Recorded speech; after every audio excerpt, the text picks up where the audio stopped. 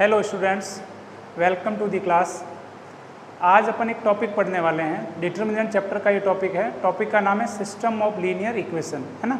इसमें क्या होता है देखते हैं, शुरू करते हैं। टॉपिक का नाम है अपना system of linear equation. System of linear equations.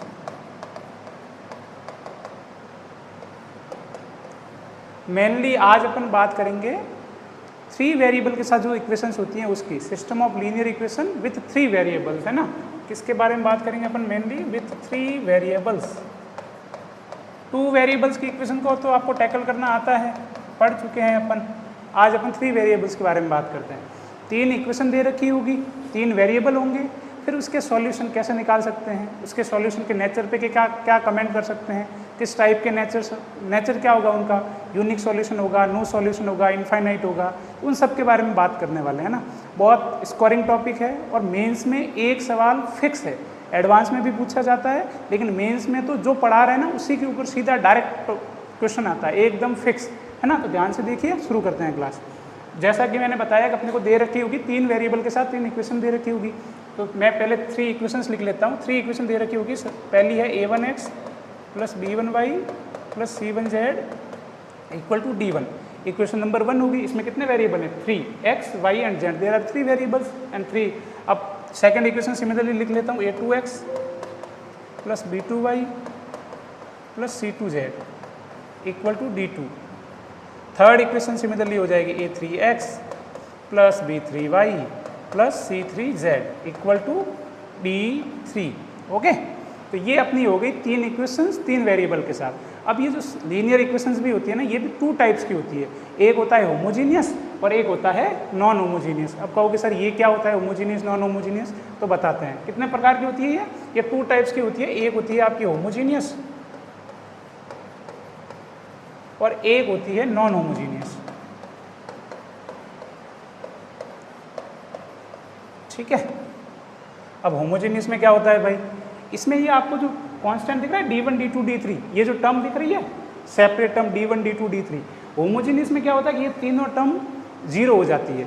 ये तीनों टर्म साइमल्टेनियसली जीरो हो जाती है। तो सिंपल इक्वेशन क्या बच जाएगी? a1x plus b1y plus c1z equal to 0, a2x plus b2y plus c2z equal to 0, similarly a3x plus b3y plus c3z equal to 0।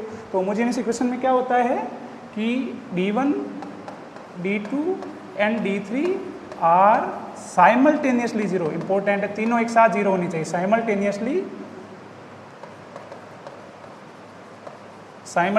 Zero. Okay, it means d1 equal to d2 equal to d3 equal to 0 हो जाएगा। तो इसको अपन बोलेंगे homogeneous equation. Simple क्या देखा अभी? 3 variables 3 equation, a1x plus b1y plus c1z equal to d1। Similarly 2 equation और थी। अगर उसमें मैं d1 d2 d3 0 कर देता हूँ तो वो इक्वेशन हो जाएगी होमोजीनियस। अदरवाइज क्या होगा? अदरवाइज होगी non homogeneous. If d1 d2 and d3 are not all simultaneously zero. सारे एक साथ जीरो नहीं होंगे तो वो क्या हो जाएगी? Non homogeneous. Means at least one of the d1 d2 and d3 will be non zero. ठीक है। तो सिंपल सी चीज़ है, 3 इक्वेशंस 3 वेरिएबल्स, दो टाइप की इक्वेशन होगी, होमोजीनियस और नॉन होमोजीनियस। और ये तो आपको देखते ही पता चल जाएगा कि इक्वेशन होमोजीनियस है नॉन होमोजीनियस है। सर ये क्यों लिखा है, इनका क्या यूज है, बताते हैं अभी। जैसे जैसे आगे बढ़ेंगे आपको पता चलेगा कि होमोजीनियस और नॉन होमोजीनियस होने से क्या होता है। ठीक है, अभी आगे चलते हैं। पहले अपन बात करते हैं कि इसको सॉल्व कैसे करेंगे। एक तो तरीका है कि आप एलिमिनेशन से तीनों को आपस में सॉल्व करके उस तरीके से जाओ, लेकिन अपन डिटर्मिनेंट पढ़ रहे हैं, थोड़े स्मार्ट हो गए तो थोड़े स्मार्ट तरीके से सॉल्व करने का सोचते हैं कैसे सॉल्व किया जा सकता है इसको। इसको सॉल्व करने के लिए एक रूल होता है जिसको अपन बोलते हैं क्रैमर्स रूल। क्या बोलते हैं? Cramer's rule. तो एक अपने पास एक रूल होता है क्रैमर्स रूल। ठीक है। अब क्रैमर्स रूल्स क्या होता है तो देखते हैं। क्रैमर्स रूल में अपने पास 4 डिटर्मिनेंट होते हैं। अपन 4 डिटर्मिनेंट बनाएंगे। कौन कौन से? एक मैं डिटर्मिनेंट बनाऊंगा डी डिटर्मिनेंट में क्या होगा? डी डिटर्मिनेंट में मैं ऐसा करूंगा कि 3 क्रॉस 3 का एक डिटर्मिनेंट बनाऊंगा जिसके कॉलम 1 में मैं रखूंगा x के कोफिशिएंट। कॉलम 1 में क्या रखूंगा? x के कोफिशिएंट क्या है? a1 a2 a3। y के कोफिशिएंट जो b1 b2 b3 इनको रखूंगा कॉलम 2 में, सिमिलरली z के जो कोफिशिएंट है उसको रखूंगा कॉलम 3 में, तो वो अपना हो जाएगा डिटर्मिनेंट d। क्या हो जाएगा भाई, कॉलम 1 में क्या होगा, x का coefficient a1 a2 a3, okay. Column 2 में होगा y के coefficient b1 b2 and b3। Similarly इसमें हो जाएंगे c1 c2 एंड c3, तो ये हो गया आपका d। सिमिलरली d की तरह मैं एक और 2-3 डिटर्मिनेंट और बनाऊंगा d1। d1 क्या होता है, d1 में ऐसा होगा कि ये जो x के कोफिशिएंट है ना a1 a2 a3, इनकी जगह अपन रिप्लेस कर देंगे ये जो कांस्टेंट टर्म थी अपने d1 d2 d3, a1 a2 a3 की जगह क्या रखेंगे भाई, d1 d2 d3 रख देंगे। क्या रख देंगे, d1 d2 d3, d1 d2 d3 रख लिया, ठीक है।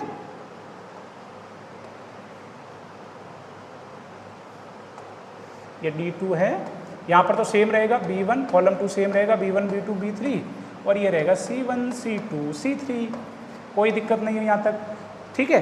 d हो गया, d1 हो गया, सिमिलरली d2 हो जाएगा। d2 में क्या करोगे अब तुम बताओ, आप लोग बताओ, अब तो बता सकते हो, सेम ट्रेंड फॉलो होगा। इसमें क्या किया था, d1 में x के कोफिशिएंट की जगह d1 d2 d3 रखा था, इसमें अपन y के कोफिशिएंट की जगह d1 d2 d3 रखेंगे, ठीक है। b1 b2 b3 को रिप्लेस करके क्या रख लेंगे, d1 d2 एंड d3, तो यहाँ पर हो जाएगा अपना a1 a2 a3 तो रहेगा ही, b1 b2 b3 की जगह क्या आ जाएगा, d1 d2 d3, यहाँ पर रहेगा c1 c2 c3, ठीक है। अब एक और डिटर्मिनेंट बनेगा d3। d3 डिटर्मिनेंट में क्या करेंगे, अब आप लिख लीजिए खुद से, d3 में क्या हो जाएगा, d3 में सिमिलरली z के जो कोफिशिएंट हैं c1 c2 c3, उनकी जगह आ जाएगा d1 d2 d3, लिख लीजिए, ये हो जाएगा a1 a2 a3 b1 b2 b3, यहाँ पर हो जाएगा, सॉरी यहाँ पर हो जाएगा d1, यहाँ पर हो जाएगा d1 d2 d3। हाँ जी सर, हो गए डिटर्मिनेंट। अब आगे बताओ क्या करना है। अब आगे देखिए, अपने पास 4 डिटर्मिनेंट हो गए, d1 d2 d3। कई जगह पर आप इसको d1 को dx की तरफ भी देखोगे, कहीं लिखा हुआ होगा ये dx, ये dy और ये dz, सेम ही माया है ना, सब d1 d2 d3 बोलो या dx dy dz बोलो, सेम चीज़ है। अब इसको आगे करना क्या है सर, लिखा तो दिया, इसमें क्रैमर्स रूल क्या कहता है, क्रैमर्स रूल ऐसा कहता है कि अगर आप इसके ऊपर थोड़े ऑपरेशन लगाओ, इसके ऊपर थोड़ा कुछ काम करो, तो इसमें आप सॉल्यूशन निकाल सकते हो। कैसे निकालोगे, देखो मैं बताता हूँ। जैसे कि मेरे पास इक्वेशंस क्या थी, मैं पहले d1 को लिख लेता हूँ। d1 था मेरे पास, d1 था यहाँ पर d1 d2 d3, यहाँ पर था b1 b2 b3, यहाँ पर था c1 c2 c3। अब देखो भाई, d1 की वैल्यू मैं यहाँ से लिख सकता हूँ ना, अपने पास ये इक्वेशंस थी a1x plus b1y plus c1z। अगर मैं यहाँ से d1 की वैल्यू लिखना चाहूँ तो d1 क्या हो जाएगा, d1 मेरा हो जाएगा a1x plus b1y plus c1z हो जाएगा। ये d की वैल्यू है ना d1 की। सिमिलरली d2 की क्या हो जाएगी, a2x plus b2y plus c2z, और d3 की हो जाएगी a3x plus b3y plus c3z। ये वैल्यूज़ मैं क्या करूँगा, उस डिटर्मिनेंट में पुट कर दूंगा। जो अपने पास ये d1 डिटर्मिनेंट था ना, यहाँ पर d1 की ये वैल्यूज़ मैं पुट कर दूंगा, तो ये क्या हो जाएगा a1x plus b1y plus c1z, ये हो जाएगा a2x b2y c2z, ये हो जाएगा a3x plus b3y plus c3z। यहाँ पर क्या आ जाएगा सेकंड वाले कॉलम में, सेकंड वाले कॉलम में आ जाएगा b1 b2 b3, यहाँ हो जाएगा c1 c2 c3, ठीक है। तो ये अपने पास d1 हो गया। अब आगे क्या करेंगे, आगे मैं एक ऑपरेशन लगा रहा हूँ। क्या ऑपरेशन लगा रहा हूँ भाई, अब मैं अगर इस वाले डिटर्मिनेंट के कॉलम 1 से, क्या कह रहा हूँ, इस वाले डिटर्मिनेंट से d1 का है ना, d1 पे मैं एक ऑपरेशन लगाता हूँ कॉलम 1 पे, column 1 goes to column 1 minus, एक बार लिख लूँ फिर आपको पता चल जाएगा क्या बात कर रहे हैं sir. Column 1 minus y times column 2 minus z times column 3। क्या बोला मैंने, इसके ऊपर मैं अगर एक ऑपरेशन लगा देता हूँ कि column 1 minus y times column 2 minus z times column 3, तो क्या हो जाएगा, देखो यहाँ पर तो था a1x plus b1y plus c1z। एक बार मैं आपको रफली एक साइड में करके बता देता हूँ, फिर सीधा लिख लेंगे। क्या बन जाएगा, अपने कॉलम 1 का यहाँ एलिमेंट क्या है भाई, a1x plus b1y plus c1z। इसमें से मैं क्या माइनस करने का बोल रहा हूँ, y times c2, y times c2 मतलब y ऑफ b2 होगा। इस कॉलम 1 इस वाले एलिमेंट से क्या माइनस होगा, y टाइम्स b1 मतलब b1y माइनस होगा। ठीक बोला सर। सिमिलरली क्या बोला हूँ, z टाइम्स C3, इसका मतलब C1 टाइम्स z माइनस होगा, क्या माइनस होगा, C1z माइनस होगा। तो ये रिड्यूस होकर क्या हो जाएगा, ये B1y माइनस B1y 0 हो जाएगा, C1z माइनस C1z 0 हो जाएगा। तो यहाँ से क्या बचेगा, यहाँ से बचेगा अपने पास A1x, ठीक है। तो ये पूरा जो रो है, ये जो एलिमेंट है, ये पूरा रिड्यूस होकर क्या हो जाएगा, ये पूरा रिड्यूस होकर हो जाएगा अपना A1x। सिमिलरली ये वाला क्या हो जाएगा, अब तो खुद से बता दो, ये वाला हो जाएगा A2x, क्योंकि B2y और C2z क्या कट जाएंगे, 0 हो जाएंगे। ये वाला हो जाएगा A3x, ठीक है। तो ये तीनों कॉलम 1 के एलिमेंट नए अपने पास आ जाएंगे इस ऑपरेशन को लगाने के बाद। क्या हो जाएंगे भाई, ये हो जाएंगे मेरा D1 क्या हो जाएगा, D1 हो जाएगा A1x, A2x और ये A3x। समझ आया ये कैसे आ रहा है, ये ऑपरेशन लगा के यहाँ पर टर्म बच जाएगी B1, यहाँ पर B2, यहाँ पर B3, यहाँ पर क्या हो जाएगा, यहाँ पर हो जाएगा C1, C2, C3। अब कुछ चमक रहा है तुम्हें, कुछ दिख रहा है, यहाँ से सॉल्यूशन की तरफ बढ़ रहे हैं अपन आगे। अब आगे देखो क्या हो जाएगा, कॉलम 1 को ध्यान से देखो, कॉलम 1 को ध्यान से देखो, तुम्हें x दिख रहा है सब में, मुझे तो दिख रहा है, आपको भी दिख ही रहा होगा। इस x को अगर मैं कॉमन ले लेता हूँ पूरे डिटर्मिनेंट से, कॉलम 1 से मैं x कॉमन ले लेता हूँ तो बाहर आ जाएगा डिटर्मिनेंट के।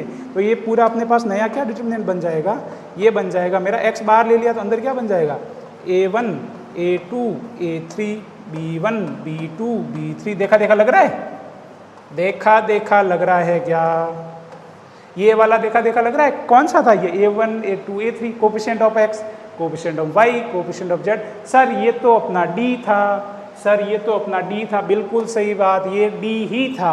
तो क्या हो जाएगा भाई, d1 इक्वल टू क्या आ गया है, d1 इक्वल टू आ गया है, d1 इक्वल टू आ गया है x टाइम्स d। d1 यहाँ से क्या आ गया, इसको अगर मैं पूरे अच्छे से लिखना चाहूँ तो d1 इक्वल टू क्या हो गया, x टाइम्स d। यहाँ से अगर मैं x लिखूंगा तो हो जाएगा मेरा d1 अपॉन d। हाँ भाई, अगर 3 लीनियर इक्वेशन दे रखी है A1 है वो वाली, उसमें से तुम्हें वेरिएबल x की वैल्यू निकालनी है तो तुम d1 निकालो, तुम d निकालो, d1 को d से डिवाइड कर दो, तुम्हारे पास x की वैल्यू आ जाएगी। सिमिलरली y की भी आ जाएगी, सिमिलरली z की भी आ जाएगी। अब ऐसे बताओ क्या क्या वैल्यू जाएगी, यहाँ लिख लेता हूँ मैं तीनों की। देखो अपने पास क्या क्या आ जाएगा, d1 तो x क्या निकाला भाई, x निकाला है मैंने, x हो जाएगा अपना d1 बाई d। बताओ y क्या होगा, ओनारो y क्या हो जाएगा, y हो जाएगा d2 बाई d। y3 क्या हो जाएगा, y3 हो जाएगा d3 बाई d। डन है, y3 नहीं z, फ्लो में निकल गया। ये क्या होगा, x इक्वल टू हो गया d1 upon d, y equal to हो गया d2 upon d, z equal to हो गया d3 अपॉन d। ठीक है, एक्स वाई जेड की वैल्यूज आ गई। अगर आपको सॉल्व करना है, आपको वैल्यूज निकालनी है कि एक्स वाई जेड की वैल्यूज क्या होगी, तो आप यहाँ से निकाल सकते हैं। ठीक है, ये क्रैमर्स रूल बोलते हैं, इसको सॉल्व करने का तरीका हो गया। लेकिन अपने जो ज़्यादा काम की चीज़ है, अपने को ये सॉल्यूशन निकालना लगभग कभी ज़रूरत नहीं पड़ेगी। कोई एक आध सवाल में पड़ जाए तो अलग चीज़ है, बाकी अपने जो काम की चीज़ है ना, वो इसके बाद की ज़्यादा काम की चीज़ है। क्या काम की चीज़ है कि यहाँ से जो सॉल्यूशन आएंगे ना, वो क्या नेचर शो करेंगे, वो किस टाइप के होंगे, कितने सॉल्यूशन आएंगे, एक आएगा, दो आएगा, इनफाइनाइट आएंगे, आएगा ही नहीं, उसके बारे में कमेंट करना अपने बारे में अपने ज़्यादा काम की चीज़ है। तो उसको अपन बोलते हैं, अगला टॉपिक अपन देखते हैं, मतलब इसी को आगे फॉरवर्ड करते हुए nature of solution. Nature of solution क्या होगा, ये जो इन्फॉर्मेशन गैदर की है ना अपन ने, यहीं से आगे निकल के आता है नेचर ऑफ सॉल्यूशन।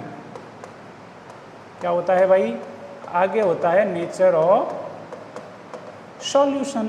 जो मैंने सॉल्व की है इक्वेशंस, उनको सॉल्व करने के बाद उनका नेचर क्या आएगा, कितने सॉल्यूशन आएंगे, उसके बारे में बात करनी है। अब यहाँ आके मैं दो तरीके से बात करूँगा, होमोजीनियस के लिए अलग बात करूँगा, नॉन होमोजीनियस के लिए अलग बात करूँगा। सर क्या बात हुई, समझ नहीं आई, समझ आ जाएगी अभी लिखेंगे तब। पहला अपन मैं बात करूँगा नॉन होमोजीनियस के लिए। किसके लिए बात करूँगा भाई, नॉन होमोजीनियस के लिए। नॉन होमोजीनियस कौन सा हो गया, जिसमें d1 d2 d3 तीनों जीरो नहीं होंगे, वो हो जाएगा non homogeneous. Okay, d1 d2 d3 तीनों एक साथ जीरो नहीं होंगे तो वो इक्वेशन हो जाएगी नॉन होमोजीनियस। उसमें अब आगे क्या करेंगे, अब देखो सारा खेल है ना इस d की वैल्यूज पे डिपेंड करता है, d की और d1 d2 d3 की वैल्यूज पे। अगर मैं इस d को नॉन जीरो ले लेता हूँ, इस d को क्या ले लेता हूँ भाई, केस 1 देख रहा हूँ मैं, यूनिक सॉल्यूशन का केस ले रहा हूँ कि यूनिक सॉल्यूशन कब होगा, अब आपको खुद को ही दिख जाएगा। अब देखो अगर मैं इस d को नॉन जीरो ले लेता हूँ, इस d को नॉन जीरो ले लूँगा तो x की कोई न कोई वैल्यू आएगी ना, d1 अपॉन समथिंग फाइनाइट, है ना, d1 अपॉन समथिंग फाइनाइट। इसका मतलब क्या हो गया, इसका मतलब कोई न कोई वैल्यू दे देगा x, एक वैल्यू देगा, y भी सेम क्या एक वैल्यू देगा, z भी क्या एक वैल्यू देगा। तो x की एक वैल्यू, y की एक वैल्यू, z की एक वैल्यू, इसका मतलब क्या हो गया, यूनिक सॉल्यूशन। क्या हो गया भाई, यूनिक सॉल्यूशन। कुछ नहीं देखना है, अगर नॉन होमोजीनियस इक्वेशन है तो सिंपल क्या हो जाएगा, यूनिक सॉल्यूशन के लिए क्या देखना है कि जो d है ना, ये d क्या होना चाहिए, d होना चाहिए नॉन जीरो। d क्या था, d अभी अपन ने लिखा था भाई पीछे, ये है d, a1 सॉरी ये d1 है, ये है अपना d, a1 a2 a3 b1 b2 b3 और c1 c2 c3। इसकी जो वैल्यू आएगी अगर वो नॉन जीरो आ रही है और इक्वेशंस आपके पास नॉन होमोजीनियस है तो क्या हो जाएगा प्यारे बच्चों, तो हो जाएगा यूनिक सॉल्यूशन। क्या हो जाएगा भाई, यूनिक सॉल्यूशन। ठीक है, अब इसके बारे में आगे चलते हैं एक कदम। ये तो हो गया d not equal to zero की बात। अगर हो जाए d इक्वल टू जीरो, क्या हो जाए, d equal to zero, d भी जीरो हो जाए और d1 d2 d3 भी जीरो हो जाए। क्या कह रहा हूँ मैं, d भी जीरो हो जाए, d1 d2 d3 ये भी तीनों जीरो हो जाए, तो मेरे पास क्या हो जाएंगे, तो मेरे पास हो जाएंगे इनफाइनाइट सॉल्यूशन। क्या हो जाएंगे भाई, इनफाइनाइट सॉल्यूशन। इनफाइनाइट सॉल्यूशन कब होंगे, जब d इक्वल टू जीरो हो जाए और इसके साथ d1 d2 और d3 भी जीरो हो जाए। मतलब जो चारों डिटर्मिनेंट अपन ने बनाए थे d d1 d2 d3 चारों क्या हो जाए, जीरो। अगर चारों जीरो हो गए और इक्वेशन आपकी है नॉन होमोजीनियस तो सॉल्यूशन हो जाएंगे इनफाइनाइट्स। क्या हो जाएंगे, इनफाइनाइट सॉल्यूशन हो जाएंगे। अगर एक और केस बचता है प्यारे बच्चों, नो सॉल्यूशन, नो सॉल्यूशन का एक और केस बचता है, उसमें क्या होगा, उसमें d तो जीरो ही होगा क्योंकि नॉन जीरो होगा तो यूनिक सॉल्यूशन हो जाएगा। d तो क्या होगा, इसमें देखो इसमें है ना d तो जीरो ही होगा, लेकिन ये जो d1 d2 d3 है इसमें से एटलीस्ट वन नॉन जीरो होना चाहिए। क्या होना चाहिए, at least one of the d1 d2 and d3 is non zero.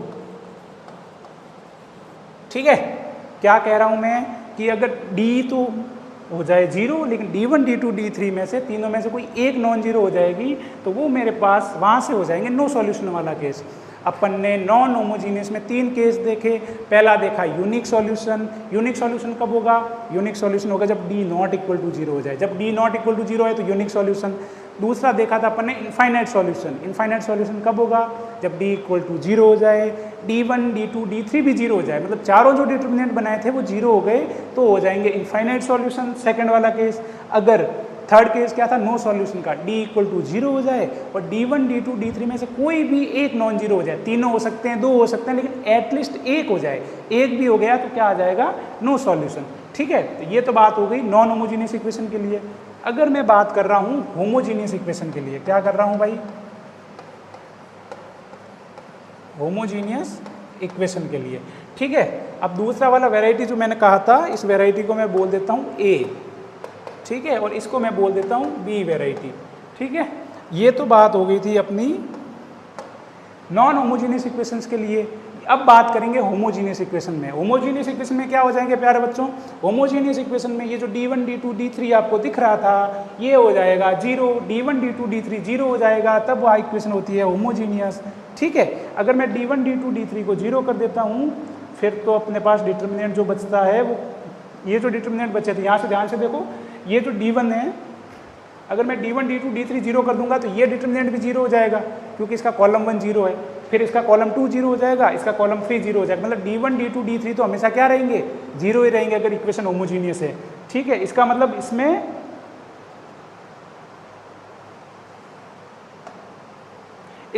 इसमें नो सॉल्यूशन वाला केस तो होगा ही नहीं। नो सॉल्यूशन वाला केस कब आता है, जब d1 d2 d3 तीनों में से एटलीस्ट एक नॉन जीरो। लेकिन अगर होमोजीनियस इक्वेशन हुई तो तीनों जीरो हो जाएंगे। तो इसमें सिर्फ दो ही केसेस बनेंगे। पहला केस बनेगा यूनिक सॉल्यूशन। क्या बनेगा भाई, यूनिक सॉल्यूशन। पहला केस बनेगा यूनिक सॉल्यूशन। यूनिक सॉल्यूशन कब होता है, यूनिक सॉल्यूशन सेम ही कंडीशन है, d निकालो, अगर d not equal to zero है तो क्या आ जाएगा, यूनिक सॉल्यूशन। डी अगर नॉट इक्वल टू जीरो है तो यूनिक सॉल्यूशन। अब D1 D2 D3 इसमें जीरो है और d not equal to zero है, सॉल्यूशन भी क्या होगा, यूनिक भी होगा। और कौन सा वाला सॉल्यूशन होता है ये अगर तुम ध्यान से दे दो, x equal to y equal to z equal to zero. आपको पता है ना कि होमोजीनियस इक्वेशंस हमेशा ओरिजिन को सेटिस्फाई करती है, वो ओरिजिन से हमेशा पास करेगी, जो भी 0,0,0 से पास करेगी। तो एक जो यूनिक सॉल्यूशन होगा वो कौन सा होगा, x equal to y equal to z equal to zero. अगर D not equal to zero है तो यूनिक सॉल्यूशन हो जाएगा। इसमें थोड़े आसान केस है, ज़्यादा कुछ माथापोड़ी नहीं है। सेकंड क्या हो जाएगा, सेकंड हो जाएगा जब डी इक्वल टू जीरो हो जाए, सिंपल क्या हो जाए, अब डी इक्वल टू जीरो हो गया तो इसमें क्या हो जाएंगे, इनफाइनाइट सॉल्यूशन, क्योंकि D1 D2 D3 तो जीरो है ही, तो ये वाला केस बन जाएगा इनफाइनाइट सॉल्यूशन वाला। तो सिंपल आपको होमोजीनियस दे रखी है तो इजी काम हो जाएगा। आप निकालोगे डी क्या हो जाएगा, नॉन जीरो। फिर आप निकालोगे अगर डी नॉन जीरो है तो यूनिक सॉल्यूशन और डी जीरो है तो इनफाइनाइट सॉल्यूशन। तो ये अपने पूरी सारी काम हो गई। अब इसके साथ क्या होता है, कुछ टर्म्स होती हैं। अब आपको ये तो सॉल्यूशन का पता चल गया, यूनिक कब होगा, इनफाइनाइट कब होगा, नो सॉल्यूशन कब होगा। अब कुछ टर्म्स होती हैं, उस टर्म्स का भी कुछ यूज आता है, एक बार मैं वो बता देता हूँ। ठीक है, क्या होती है भाई कुछ टर्म, एक टर्म होती है कंसिस्टेंट। क्या होती है, consistent, consistent solution. Consistent solution या इक्वेशन कंसिस्टेंट है कि नहीं है, तो सिंपल सी चीज़ है कि अगर किसी इक्वेशन के सॉल्यूशन एग्जिस्ट कर रहे हैं, अगर सॉल्यूशन एग्जिस्ट कर रहे हैं, भले ही वो यूनिक हो या इनफाइनाइट हो, अगर सॉल्यूशन एग्जिस्ट कर रहे हैं तो वो क्या हो जाएगा भाई, वो हो जाएगा कंसिस्टेंट सिस्टम। क्या हो जाएगा, कंसिस्टेंट सिस्टम। अगर किसी भी इक्वेशन के सॉल्यूशन एग्जिस्ट कर रहे हैं तो वो हो जाएगा कंसिस्टेंट सिस्टम। सेकंड क्या बोल रहा हूँ, सेकंड एक टर्म होती है इनकंसिस्टेंट। क्या होता है मेरे भाई, इनकंसिस्टेंट। ठीक है, अगर किसी भी इक्वेशंस के सॉल्यूशन एग्जिस्ट ही नहीं कर रहे हैं, नो सॉल्यूशन। कौन सा वाला केस है भाई, नो सॉल्यूशन। अगर नो सॉल्यूशन है तो वो सिस्टम क्या हो जाएगा, इनकंसिस्टेंट सिस्टम हो जाएगा। ठीक है, एक दो टर्म और होती है वो भी देख लो। अब इसमें जो अपना ये सॉल्यूशन आया था ना, यूनिक सॉल्यूशन, क्या सॉल्यूशन था, 0,0,0। तो जो 0,0,0 सॉल्यूशन होता है उसको अपन बोलते हैं ट्रिवियल सॉल्यूशन। क्या बोलते हैं, ट्रिवियल सॉल्यूशन, बिना काम का सॉल्यूशन होता है ना। तो आप ध्यान क्या रखोगे, ट्रिवियल सॉल्यूशन का क्या मतलब है भाई, ट्रिवियल सॉल्यूशन का मतलब है कि यूनिक सॉल्यूशन आएगा और ट्रिवियल सॉल्यूशन सिर्फ किस में एग्जिस्ट करेगा, होमोजीनियस इक्वेशन में, जब तुम्हारा d not equal to zero हो जाएगा। क्या हो जाएगा, ट्रिवियल सॉल्यूशन कब होगा, जब d not equal to zero हो जाएगा। सिंपल, तुम्हें क्या ध्यान रखना है, ट्रिवियल सॉल्यूशन होमोजीनियस इक्वेशन में होगा जब d not equal to zero हो जाए। जो 0,0,0 का सॉल्यूशन होता है ना, उसको अपन ट्रिवियल सॉल्यूशन बोलते हैं। ठीक है, सिमिलरली क्या हो जाएगा, नॉन ट्रिवियल सॉल्यूशन कब हो जाएगा, जब इसके अलावा जो भी सॉल्यूशन होते हैं ना 0,0 के अलावा, वो तो आपके पास क्या होते हैं, नॉन ट्रिवियल सॉल्यूशन। ये अपन होमोजीनियस के लिए बात करें, अगर मैं d not equal to zero लिख रहा हूँ तो ये होमोजीनियस इक्वेशन के लिए बात कर रहा हूँ। ठीक है, होमोजीनियस इक्वेशन में ट्रिवियल सॉल्यूशन कब होंगे, जब d not equal to zero है, और नॉन ट्रिवियल सॉल्यूशन कब होंगे, जब डी इक्वल टू जीरो है। नॉन ट्रिवियल का मतलब हुआ 0,0,0 के अलावा भी सॉल्यूशंस उसमें हैं, तो उसको बोलेंगे नॉन ट्रिवियल सॉल्यूशन। तो ये अपनी मोटी मोटी पूरी कथा हो गई। और इसमें से एक सवाल फिक्स है, 100% फिक्स है, मेंस में एक सवाल यहाँ से आएगा, और सिर्फ इन 5 चीज़ों पे। क्या क्या चीज़ें 5 हो गई अपने पास। आप देखोगे जैसे ही क्वेश्चन आएगा, सबसे पहले क्या देखोगे, आपके पास कोई क्वेश्चन आया, सबसे पहले तो क्वेश्चन की शक्ल देख के, फोटो देख के उसको आइडेंटिफाई करना है कि वो होमोजीनियस इक्वेशन है, नॉन होमोजीनियस इक्वेशन है, हो जाएगा। अगर D1 D2 D3 तीनों साइमल्टेनियसली जीरो हैं, वो तीनों टर्म उसमें है ही नहीं, तो वो क्या हो जाएगी, होमोजीनियस इक्वेशन। अगर D1 D2 D3 में से कोई भी एक नॉन जीरो है तो वो हो जाएगी नॉन होमोजीनियस इक्वेशन। सबसे पहले आइडेंटिफाई क्या किया, होमोजीनियस है या नॉन होमोजीनियस है। जैसे ही तुमने पता किया होमोजीनियस है कि नॉन होमोजीनियस है, उसके बाद तुम इस पे आ जाओगे, डी निकालोगे। अगर नॉन होमोजीनियस हुआ और तुमने डी निकाला, डी आ गया नॉट इक्वल टू जीरो, तो वहाँ आ जाएगा यूनिक सॉल्यूशन। ठीक है, फिर फर्दर चलोगे कि d not equal to zero ना आगे, डी इक्वल टू जीरो आ गया, तो तुम D1 D2 D3 की वैल्यू पे जाओगे। अगर ये D1 D2 D3 आ गया zero, D1 D2 D3 zero आया तो हो जाएंगे इनफाइनाइट सॉल्यूशन। ठीक है, और फिर जाओगे, अगर d इक्वल टू जीरो और at least one of the D1 D2 D3 is non zero, तब हो जाएगा नो सॉल्यूशन। ये तो बात होगी नॉन होमोजीनियस इक्वेशन के लिए। होमोजीनियस में क्या देखोगे, सिंपल d की वैल्यू निकालोगे, अगर एक नॉन जीरो है तो हो जाएगा यूनिक सॉल्यूशन, ट्रिवियल सॉल्यूशन। और अगर आप निकालोगे d इक्वल टू जीरो तो इनफाइनाइट सॉल्यूशन, ट्रिवियल सॉल्यूशन हो जाएंगे। अब इन पांचों में से मुझे बताओ कंसिस्टेंट सिस्टम कौन कौन से हैं। कंसिस्टेंट के लिए क्या बताया था, अगर सॉल्यूशन एग्जिस्ट कर रहा है तो ये फर्स्ट वाला देखो, नॉन होमोजीनियस का d not equal to zero वाला कंसिस्टेंट सॉल्यूशन है क्या, यूनिक सॉल्यूशन आ रहा है, सॉल्यूशन तो आ रहा है ना, तो ये कंसिस्टेंट है, ये कंसिस्टेंट है, ये इनकंसिस्टेंट सिस्टम है। ये दोनों क्या है, ये दोनों हैं तुम्हारे पास कंसिस्टेंट, और ये क्या है, ये है इनकंसिस्टेंट, क्योंकि यहाँ पर कोई सॉल्यूशन नहीं आ रहा है।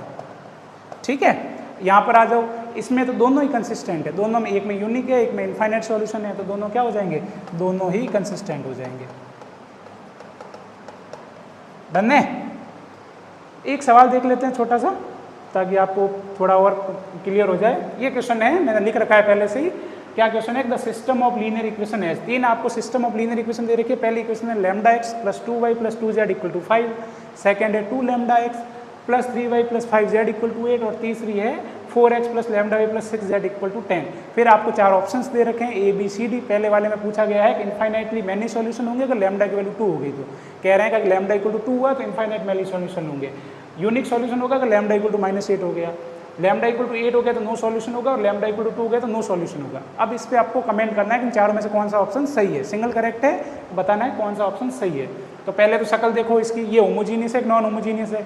यहाँ पर कॉन्स्टेंट टर्म आ रही है ना, 5 8 10 दिख रही है, इसका मतलब ये कैसी इक्वेशंस हो गई, ये इक्वेशंस हो गई नॉन होमोजीनियस। क्या हो गया भाई, नॉन होमोजीनियस। नॉन होमोजीनियस हो गया तो मैं क्या निकालूंगा, अब मैं निकालूंगा डी की वैल्यू। डी क्या है, डी है मेरा इसमें कॉलम 1 में x के coefficient a1 a2 a3। Column 1 के कोफिशिएंट क्या है, यहाँ पर है लैम्डा, सेकंड में क्या है 2 लैम्डा, थर्ड में क्या है 4। कॉलम 2 क्या है, कॉलम 2 में y के कोफिशिएंट 2 3 लैम्डा, कॉलम 3 में z के कोफिशिएंट 2 5 6। ओपन कर दीजिए, इसको ओपन कर दीजिए, इक्वल टू 0 कर लीजिए, ताकि पता चल जाएगा कि 0 कब होगा और नॉन जीरो कब होगा। तो इसको मैं रो 1 के अलोंग एक्सपेंड कर रहा हूँ, तो क्या हो जाएगा लैम्डा 6 × 3 18 18 माइनस 5 लैम्डा। ठीक है, सेकंड में आ जाएगा -2, यहाँ पर ये गया 6 × 2 12 लैम्डा, क्या आ जाएगा 12 लैम्डा, और ये गया 6 × 2 12 लैम्डा -8, क्या आ गया भाई 12 लैम्डा -8 आ गया। फिर थर्ड में आ जाएगा +2 में क्या हो जाएगा, ये गया 2 × लैम्डा 2 लैम्डा स्क्वायर माइनस 4 × 3 कितना होता है 12। ठीक है, एक बार वापस देख लो कहीं कुछ गड़बड़ तो नहीं किया है। Lambda 2 3 lambda 2 3 lambda 2 5 6। ठीक है, वो यहाँ पर हो गया तुम्हारे पास लैम्डा माइनस सेकेंड में 6 2। ओके, यहाँ पर आप बेटा ना 8 आएगा, 4 × 5 होगा ना, तो यहाँ पर आएगा तुम्हारे पास 20, 4 × 5 होगा 20 आएगा, माई मिस्टेक।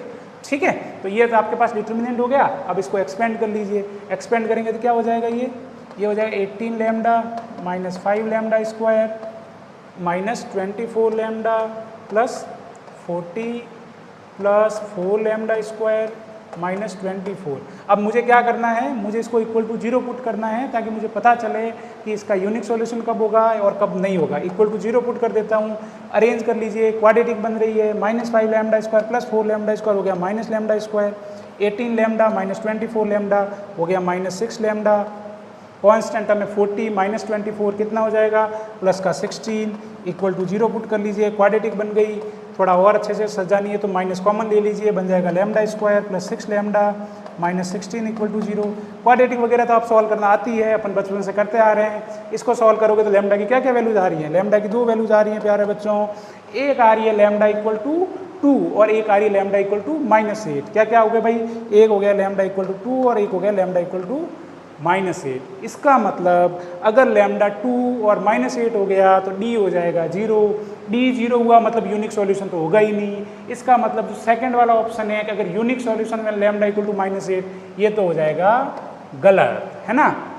अब केसेस दो ही बचे हैं, लैम्डा इक्वल टू 2 और -2 पे यहाँ तो इनफाइनाइट सॉल्यूशन होंगे, यहाँ पर नो सॉल्यूशन होगा। अब देखो यूनिक वाला तो हट गया, पहला वाला क्या कह रहा है कि नो सॉल्यूशन में लैम्डा इक्वल टू 8। अब लैम्डा इक्वल टू 8 होगा तो नो सॉल्यूशन होगा क्या, नहीं। अगर लैम्डा इक्वल टू 8 हो गया तब तो ये नॉन जीरो हो जाएगा, नॉन जीरो हुआ तो फिर यूनिक सॉल्यूशन हो जाएगा, सी ऑप्शन भी हो जाएगा गलत। अब ऑप्शन नंबर बचा है अपने पास ए और डी। लैम्डा इक्वल टू 2 होगा तो क्या होगा, इनफाइनाइट होंगे या नो सॉल्यूशन होंगे। उसके लिए क्या करना है, D1 D2 D3 में से कोई भी एक वैल्यू निकाल लो। अगर वो आ गई नॉन जीरो तब तो हो जाएगा नो सॉल्यूशन, अगर वो आ गई 0 तब तो हो जाएगा इनफाइनाइट सॉल्यूशन। तो मैं निकाल रहा हूँ D1, क्या निकाल रहा हूँ, D1 निकाल रहा हूँ लैम्डा इक्वल टू 2 पुट करके। लैम्डा इक्वल टू 2 पुट करूँगा, D1 में क्या हो जाएगा, पहले में आ जाएगा 5 ये वाली वैल्यू एक्स के कोफिशिएंट की जगह कांस्टेंट टर्म आती है ना 5, 10, 5, 8, 10, सेकेंड में आ जाएगा 2, 3 लैम्डा, लैम्डा की वैल्यू कितनी आ जाएगा 2, 5, 6। अब इसकी वैल्यू निकालो जल्दी से, बताओ क्या आ रही है, इसकी वैल्यू बता दो, जीरो आ रही है नॉन जीरो आ रही है, 2, 5, 6 क्या हो जाएगी भाई, देखो रो 1 के अलॉन्ग एक्सपेंड कर रहा हूँ तो 5 आ गया, 6 × 3 18 आ गया, -10 हो गया, ठीक है।